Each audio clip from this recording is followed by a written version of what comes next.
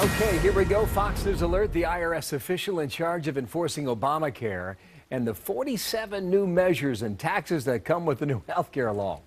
She's on the hot seat. This hearing is beginning right now, and there's a second issue for her as well. She used to run the IRS department that was tied to the targeting of conservative and Tea Party groups. She will be under oath after repeated requests from Republicans to do so. She appears today, and we talked to the chairman of that committee, Darrell Issa, just a few moments ago before the hearing began. Darrell Issa, good morning, and welcome back here to America's Newsroom. Good morning, Bill, and thanks for covering the rollout of Obamacare and the many problems we're seeing. I tell you, the reason we brought you on, because we have a lot of questions for you. Sarah Hall Ingram, what do you want to learn from her with regard to Obamacare? Well, I think the important thing for your listeners to understand is that she was the central figure in the planning and coordination. And although she's a career professional, she met with the political appointees at the White House 70 times with thousands of emails, and in fact is going to have a central role in 47 new provisions of the IRS and 18 new taxes. What do you think of the first week, by the way? The rollout of Obamacare is what, 8 days in now? What do you think?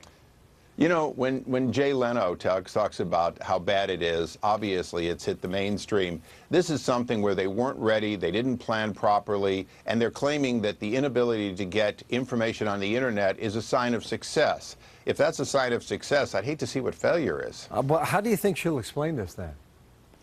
Well, I think she's going to spend a lot of time talking about how career professionals worked hard to implement and how large the job is. What she probably won't talk about, and we want to talk about, is the fact that this was highly political from the start.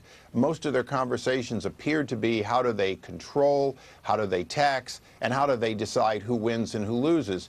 And remember, the president has delayed or granted waivers to all his political friends, unions, certain large corporations. Well, the American people are not getting a waiver on this tax, even though they can't get online to find out how to comply. Okay, well, in addition to this, her previous role was kind of tied to the targeting of conservative groups that you've been investigating now for more than a year. And with regard to that, what was her role? Just refresh our memory here. Well, she was critical in that she was Lois Lerner's boss. They communicated about how they would target conservative groups. And in fact, this has been one of the challenges. The IRS wants to make anybody available, even if they weren't at the IRS during the planning of Obamacare, rather than Sarah Hall Ingram. They don't want the questions about what she did in targeting conservative groups before she was there, and of course, what she might have done in essentially turning the Affordable Care Act into a preference for progressives. And, you know, if you're a conservative, you're not likely to have gotten one of those waivers. Well, is that targeting still happening?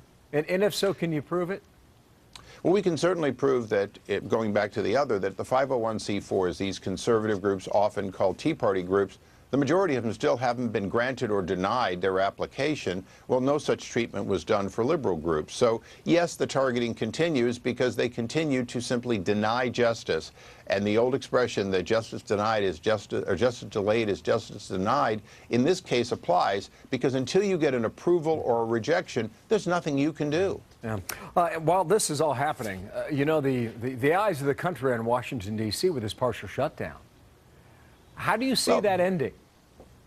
Well, I hope it ends soon. We have 2.1 million federal workers, about 400,000 are idled, but the president has used that idling to target so many groups. I'll be with the mayor of Washington, D.C. later today, trying to get the Senate to allow the District of Columbia to at least to spend their own money. And this is money that they tax themselves for, that's being held up through a technicality that Harry Reid will not allow to be waived. How much longer?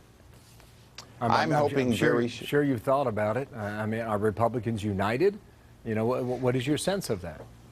Republicans are united. We want to get to real entitlement reform. Now, the Affordable Care Act is a huge entitlement program, but Social Security, Medicare, Medicaid, the food stamps program, you saw perhaps 60 Minutes and how they dealt with the disability waste and abuse that's going on.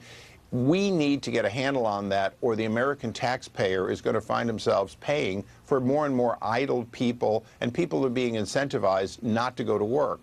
That's part of what we have to make a point of in the debt ceiling. It's what we have to do is begin changing the direction of our spending, because right now it's going toward large entitlements that fewer and fewer taxpayers are being forced to pay higher prices for. The witness on the stand today, Sarah Hall Ingram, in front of your committee. Sir, thank you for your time today. That's Darrell Issa from Washington with us. Thank you.